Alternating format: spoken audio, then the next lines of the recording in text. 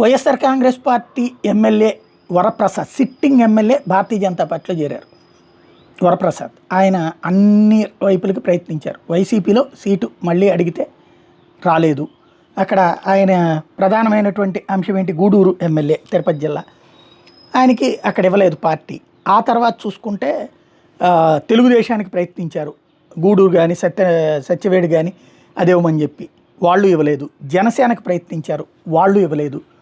ఇప్పుడు ఆయన తాజాగా భారతీయ జనతా పార్టీలో చేరారు. ఎందుకంటే తిరుపతి ఎంపీగా ఒకప్పుడు గెలిచారు, 99లో గెలిచారు ఆయన.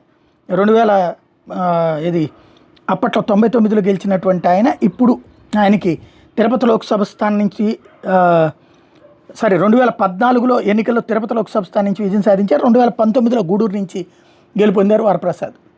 ఇప్పుడు ఆయన తాజాగా భారతీయ జనతా పార్టీలో చేరడం అన్నటువంటి కీలకం. తిరుపతి పార్లమెంటు స్థానం ఇక జనసేన తెలుగుదేశం కాదు బీజేపీనే తీసుకుంటుందనడానికి సాక్ష్యం.